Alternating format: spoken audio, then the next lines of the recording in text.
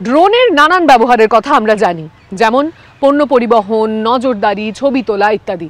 কিন্তু এর বাইরেও বিভিন্ন কাজে ড্রোনকে লাগানো হচ্ছে, এমনকি পৃথিবীকে বাঁচাতেও সহযোগিতা করছে ড্রোন। বনের মানচিত্র তৈরি করা, বন্য প্রাণীদের উপরে নজর রাখা, এমন নানান পরিবেশমূলক গবেষণার কাজেও লাগানো হচ্ছে ড্রোনকে। বাস্তু সংস্থান রক্ষায় এই উড়ন্ত যান কিভাবে সহযোগিতা করছে? ভারতে নারীদের নেতৃত্বে চলা ড্রোন বিপ্লবের কথা জানেন কি? হরিয়ানা রাজ্যের একমাত্র পার্বত্য অঞ্চল মর্নি, সেখানেই বাড়ি অম্বিকা রানার। তার দিন শুরু হয় ভোরে।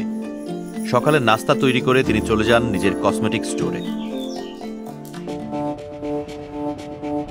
এটি একই সঙ্গে এই গ্রামের ড্রোন সেন্টার। গোটা জেলায় ড্রোন চালানোর অনুমতি পাওয়া একমাত্র নারী তিনি। গ্রামের বাসিন্দাদের কাছে তার পরিচিতি ড্রোন দিদি নামে।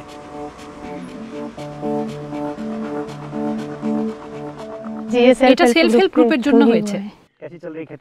কৃষি খাতের ড্রোন পাইলট হিসেবে ভারতের গ্রামাঞ্চলে প্রশিক্ষণ পাওয়া 10,000 নারীর একজন অম্বিকা। 2024 সালের মার্চে কেন্দ্রীয় সরকার এই উদ্যোগ নেয়। ব্যাপক প্রশংসা পাওয়া প্রকল্পের পুরোভাগে রয়েছেন নারীরাই। অম্বিকা আজ একটি গম ক্ষেত পরিদর্শনে যাবেন। সাধারণ শ্রমিকেরা করে থাকেন এমন কাজগুলো তার ড্রোন করে দেয়। এর মধ্যে জমির পরিস্থিতি দেখা, কীটনাশক ছেটানো, এমনকি কখনো কখনো বীজ বপনের কাজও থাকে। এজন্য একর প্রতি 200 টাকা ফি নিয়ে থাকেন তিনি।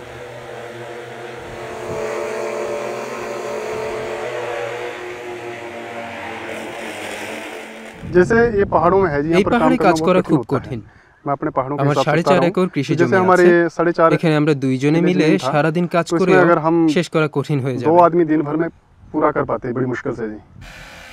বীরেন্দর ড্রোনের সাহায্যে কীটনাশক ছেটানোর জন্য অম্বিকার সঙ্গে সারা দিনের চুক্তি করেছেন। এই প্রকল্পটি এখন পরীক্ষামূলক পর্যায়ে রয়েছে, তাই ব্যবহারে আগ্রহী যে কারো ডাকেই সাড়া দেন তিনি। 4.5 একর গম আছে। কত সময় লাগবে? 1 একর স্প্রে করতে 15-20 মিনিট লাগবে।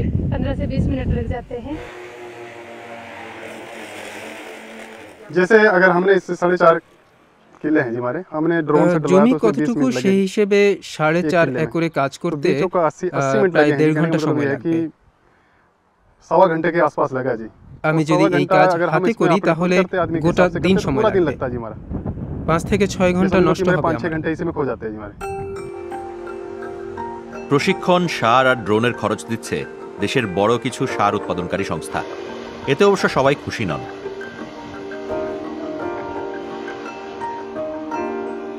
তাদেরই একজন পাঞ্জাব বিশ্ববিদ্যালয়ের অধ্যাপক বিনোদ কুমার চৌধুরী। তিনি মনে করেন এই প্রকল্প রাসায়নিকের উপর নির্ভরতা বাড়িয়ে দেবে, যা জমি আর মানুষ দুইয়ের জন্যই ক্ষতিকর হবে। ज़्यादा इस्तेमाल इसका यूरिया छिड़कने में और এই ড্রোনগুলো মূলত पेस्टिसाइड और फंगिसाइड छिड़कने के लिए ব্যবহার হবে, जो सेहत के लिए बेहद खतरनाक है। আগে पहले কৃষকেরা किसान अगर ট্রাক্টর বা टंकी से ট্যাঙ্ক या দিয়ে গাছের নিচের ट्रैक्टर से অংশে इस्तेमाल ছিটাতে कर रहा था পারতেন, तो वो কিন্তু पौधों ড্রোন के উপর नीचे की থেকে तरफ কাজ করবে। छिड़काव कर रहा था।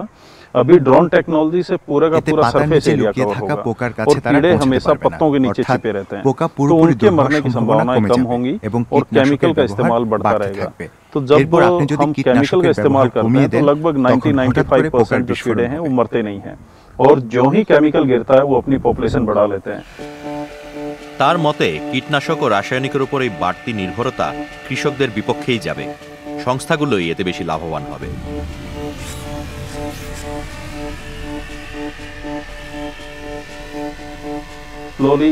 ধীরে ধীরে কৃষকেরা বুঝতে পারবেন যে তাদের খরচ বেড়ে যাচ্ছে। এতে কৃষকদের জন্য দীর্ঘমেয়াদে সুফল বয়ে আনার সম্ভাবনা নেই বললেই চলে। একমাত্র লাভবান হবে সংস্থাগুলো।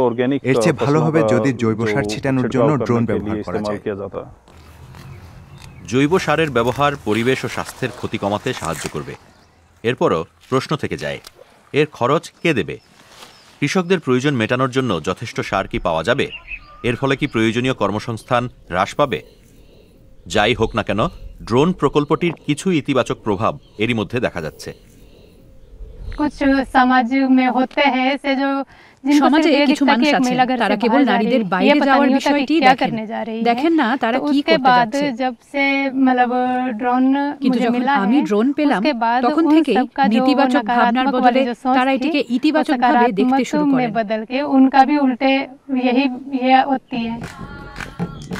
এমন সেলফ হেল্প গ্রুপগুলো প্রশিক্ষণের মাধ্যমে আরও নারীদের স্বাবলম্বী করে তুলতে চায়। স্বাস্থ্য, পরিবেশ ও কর্মসংস্থানের বিষয়গুলো সমাধান করা গেলে প্রকল্পটি কঠোর পরিশ্রম করা কৃষকদের জন্য বড় ধরনের সুফল বয়ে আনবে।